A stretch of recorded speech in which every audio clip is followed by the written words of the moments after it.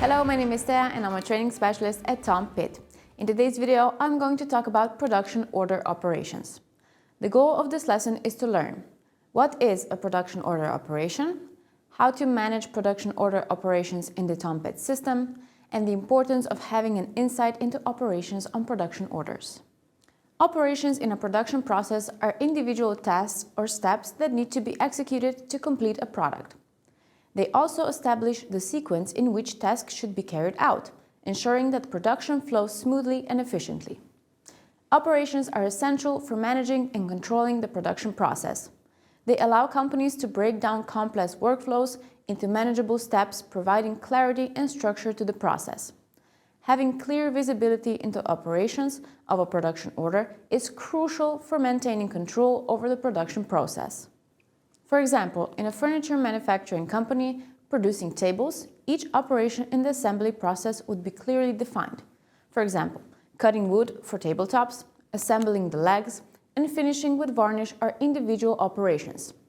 By accessing the operations document, the production manager can see how many tabletops were produced, how much wood was consumed, and if there were any material losses due to errors or defects. If the assembly phase is showing a high effort compared to others, it may signal inefficiencies that need attention.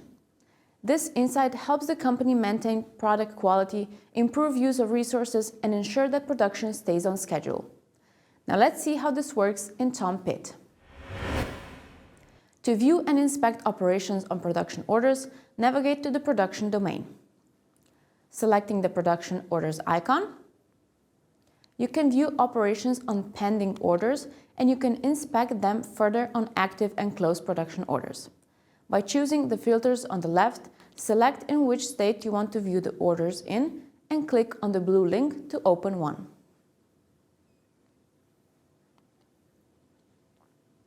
Scrolling down to the Process section, you can see an Operations tab. Here you can view all operations defined in the process. In the middle, organization units assigned to them, and on the right, actions available for completing, activating, or reactivating the operation. The numbers beside the operations are the order in which they will be executed, and the colors indicate the state in which they currently are. Blue indicating an operation is currently active, the gray for a pending operation, and the color green representing operations that are completed. By clicking on the action Complete, you can complete the operation manually. In case you complete it by mistake, you can reactivate it by selecting the now blue Reactivate button.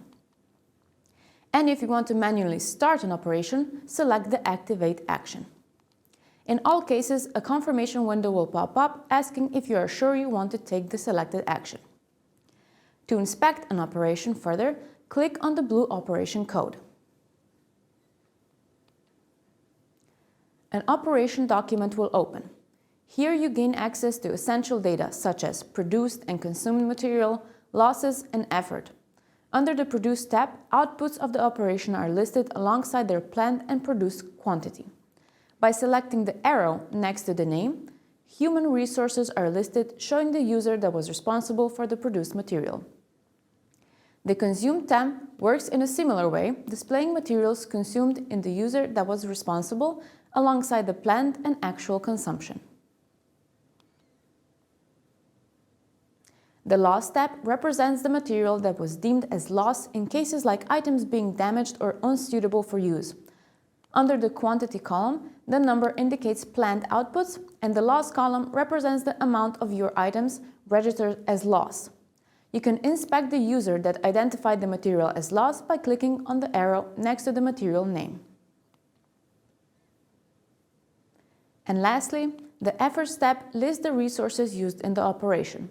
In case of a human resource, a profile picture and username will be displayed alongside the date of the entered effort.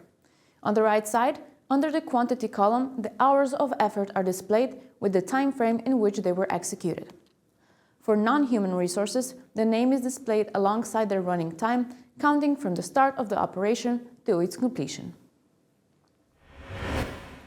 And with that, we conclude today's lesson on production orders. Let's summarize what we've learned in this video. You now know what an operation is, you know how to view and manage operations on production orders in the Tom Pitt system, and you know the importance of having an insight into operations on production orders. I hope this video helped, and I will see you in the next lesson.